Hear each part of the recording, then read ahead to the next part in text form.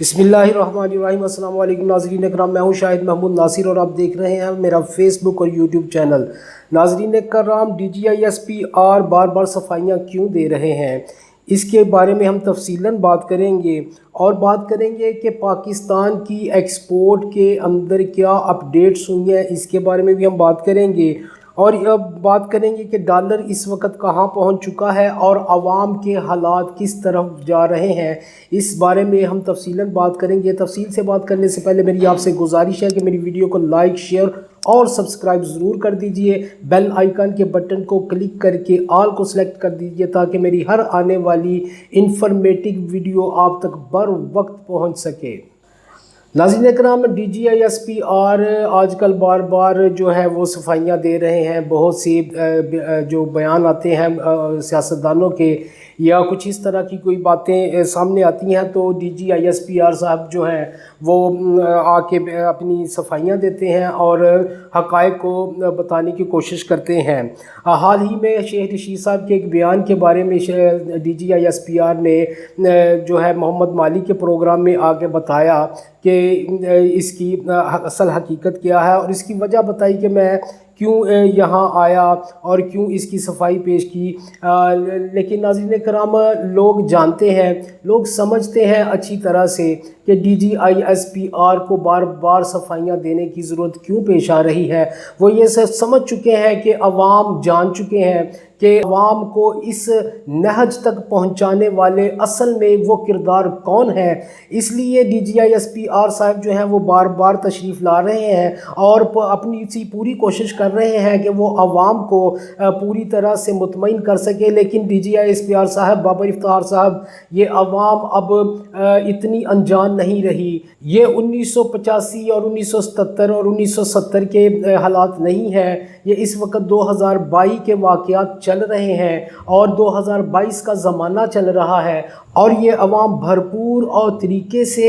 बाशऊर हो चुकी है और वो जानती है कि इस मुल्क में जब कोई अनहोनी होती है तो इसके पीछे कौन होता है और इसके किरदार कौन होते हैं। ये अवाम पूरी तरह से जान चुकी है। इसलिए आप बेशक बार बार सफाइयाँ दें या ना दें,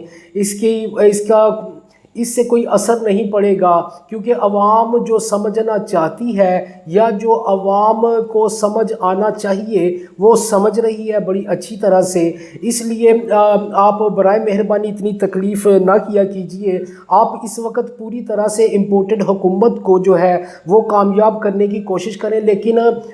इस वक्त आपका मत्था इमरान खान से नहीं लगा, इस वक्त आपका मत्था पाकिस्तान की 22 करोड़ आवाम से लगा है और इंशाअल्लाह ये अवाम आपको बताएगी कि अवाम की ताकत क्या होती है। क्योंकि अवाम जिस चक्की में पिस रही है बाबर इफ्तिखार साहब, अगर आप एक रेड़ी वाले या एक रिक्शे वाले की जगह पे आकर देखें तो आपको अंदाज़ा होगा कि इस वक्त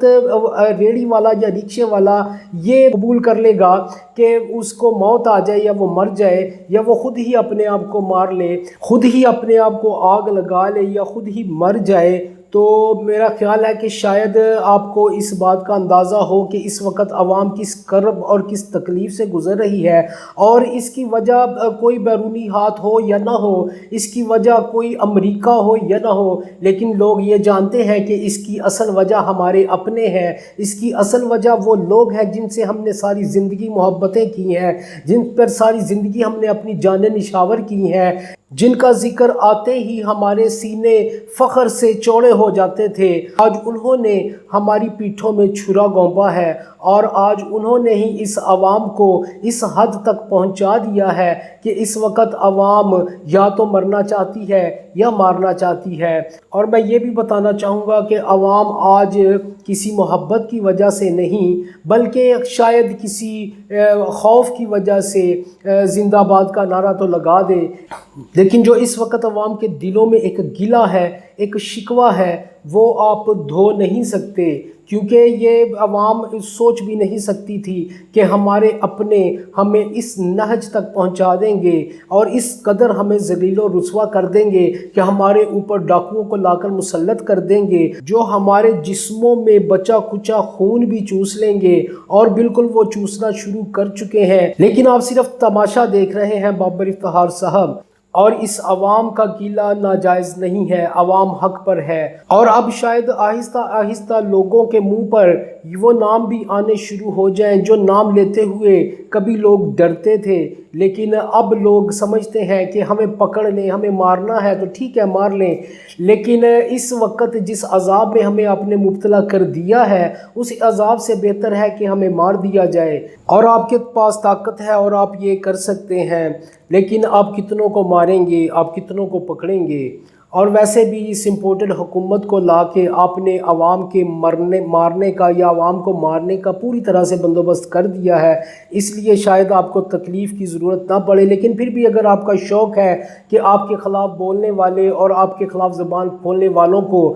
سزا دی جائے تو بالکل آپ یہ اپنا شوق بھی پورا کریں۔ عوام جو ہے وہ بالکل تیار ہے اور اس کے لیے عوام جو ہے وہ اب ڈرنے والی نہیں ہے، کیونکہ ڈرنے کا یہاں فائدہ ہی کوئی نہیں۔ اس وقت عوام ویسے ہی مر رہی ہے، تو اب انسان اگر ڈرتا ہے تو وہ موت سے ڈرتا ہے، تو جب موت ویسے ہی ہمارے اوپر مسلط کر دی گئی ہے تو پھر اس میں ڈرنے والی کون سی بات ہے؟ ناظرین کرام، امپورٹڈ حکومت کی اس 1.5-2 ماہ کی کارکردگی یہ ہے کہ اس وقت جو ایکسپورٹ ہے، پاکستان کی جو ایکسپورٹ ہے وہ 10% نیچے آ چکی ہے، اور دوسری طرف اگر ہم دیکھیں تو ڈالر 208 روپے سے بھی اوپر چلا گیا ہے، اور فیصلے کیے جا رہے ہیں کہ جو کمرشل ایریاز ہیں ان ایریاز کو، یعنی کمرشل جو پوائنٹس ہیں ان کو رات 7 بجے بند کر دیا جائے تاکہ بجلی بچائی جا سکے اور اس کا جو ہے وہ بوجھ کم کیا جا سکے بجلی کا عوام کے اوپر سے۔ تو اس کے لیے یہ جو ہے فیصلہ کیا گیا ہے، یہ حل نکالا گیا ہے کہ رات 7 بجے تمام کمرشل ایریاز کو بند کر دیا جائے۔ یعنی اگر ہم یہ دیکھیں کہ اگر کاروباری معاملات، کاروباری پوائنٹس اگر آپ بند کر دیں گے، ویسے ہی مہنگائی نے عوام کی کمر توڑ دی ہے، اور دوسری طرف آپ یہ کر رہے ہیں کہ کمرشل ایریاز کو بند کر کے کاروبار کو بھی جو ہے وہ نقصان پہنچانے کی کوشش کر رہے ہیں، تو آپ خود دیکھیں کہ یہ ملک کس طرف جا رہا ہے، اور اس حکومت کی تجربہ کاریاں اور مکاریاں آپ کو سامنے نظر آ رہی ہیں۔ ان کی تجربہ کاریاں صرف یہ ہیں کہ یہ ملک کو لوٹنا جانتے ہیں، یہ اپنی آرائش اور اپنے مزے اور عیاشیاں کرنا جانتے ہیں، یہ عوام کے لیے کچھ بھی نہیں کر سکتے اور نہ یہ کریں گے۔ ناظرین کرام، آئندہ ویڈیو میں دوبارہ حاضر ہوں گا، تب تک کے لیے اللہ حافظ۔ و ناصر پاکستان زندہ باد، پاک فوج پائندہ باد۔